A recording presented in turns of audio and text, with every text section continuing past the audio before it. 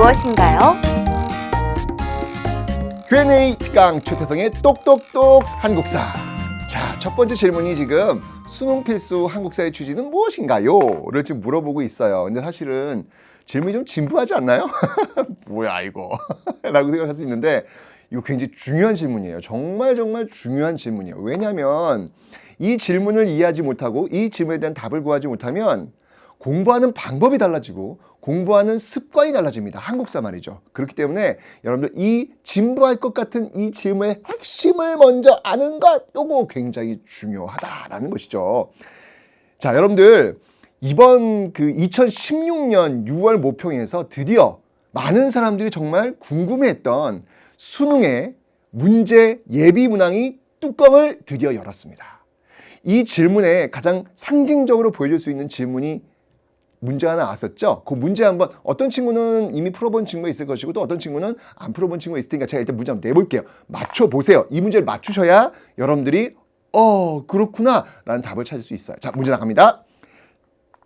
이순신 장군이 활약했던 전쟁은 무엇일까요?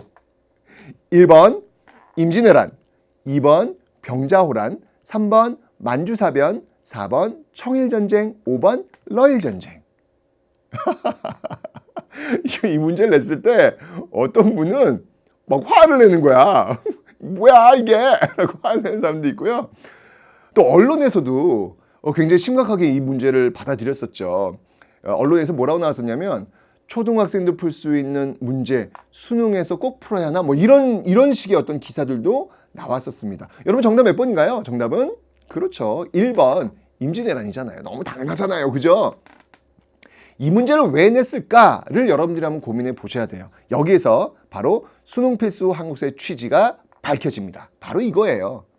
한국인으로서 갖춰야 될 기본적 소양을 묻겠다. 굉장히 중요하잖아요. 여러분들 임진왜란 하면 딱 누가 떠올라야 되는 거예요? 이순신 떠올라야 돼. 그거 아세요? 그 6월 모평 임진왜란, 이순신이 활약했던 임진왜란 그 문제를 틀린 사람들도 많아요. 너무 놀랍지 않아요? 이런 거죠. 한국인으로서 알아야 될 기본적 소양. 예를 들면 3.1운동 유관순, 그죠? 이토 히로부미 척살, 안중근 이런 정도의 기본적인 소양은 갖출 필요가 있겠다라고 해서 이 수능을 문제로 지금 내고 있다라는 것입니다, 여러분들. 이걸 알아야 여러분들이 공부하는 방법이 나오거든요.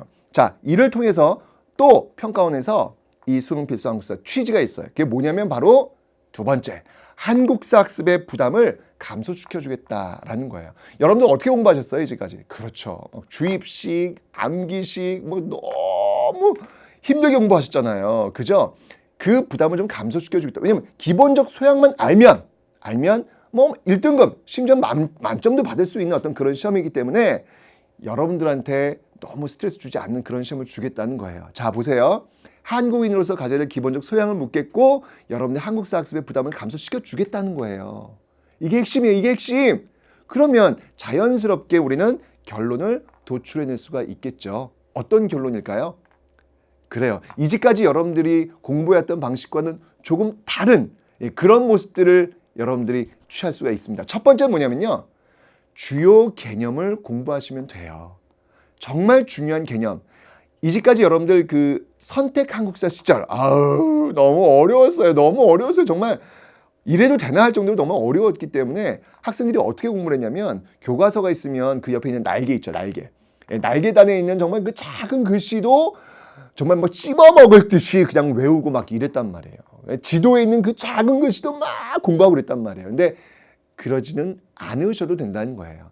아까 보셨잖아요, 여러분들. 임진왜란의 어떤 그 디테일한 부분들을 배우는 게 아니라 임진왜란 하면 딱 떠오르는 한국인으로서 가져야 할 기본적 소양, 이순신 장군의 활약, 뭐 이런 정도의 내용만 배우시면 된다는 거예요. 그래서 지엽적인 것 말고요. 개념, 주요한 개념, 이런 개념들에만 여러분들이 좀 집중을 해서 공부를 하시면 된다라는 것입니다. 자, 그럼 여러분들 두 번째 방법은 또 뭐가 있을까요? 제일 중요한 건 흐름을 이해하는 거예요.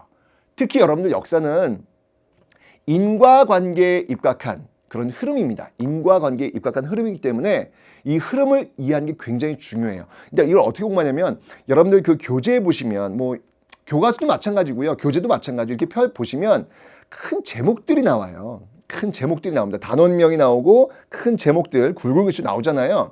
그 굵은 글씨들을 보시면서 아, 이 사건들이 이렇게 흘러갔구나. 예를 들면 이런 거죠, 여러분들. 강화도 조약을 체결했어요. 이제 우리가 문이 열렸어요. 문이 열렸으니까 이제 외국의 문물을 어떻게 받아들일 것인지 고민하겠죠.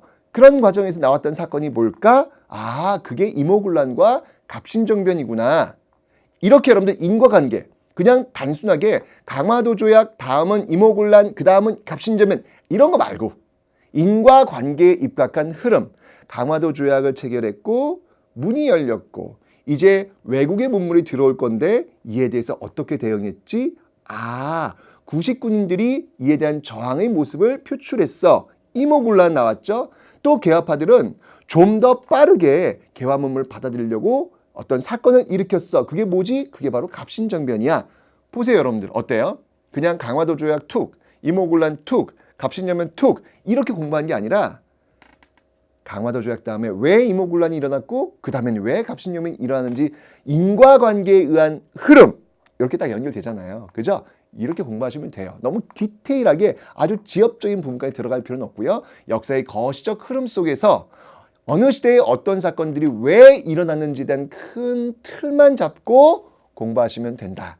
다시 한번 여러분들 제가 말씀드립니다. 이 한국사는요. 여러분들 막 디테일한 부분들을 다 알게 해가지고 1등급, 2등급, 3등급, 4등급 이렇게 나누려고 하는 게 아니고요. 여러분들이 한국인으로서 가져야 될 기본적 소양을 묻겠다라는 가장 큰 목표 속에서 나온 문제들입니다. 거기에 맞춰서 여러분들 이제 한국사를 좀 즐기셔도 돼요. 즐기자고요. 우리 힘들잖아. 좀 즐기면서 재미있게 그 시대 사람들을 만나면서 한국사 공부하시면 되겠습니다. 이해됐죠, 여러분들? 지금까지 Q&A 특강 최태성의 똑똑똑 한국사였습니다.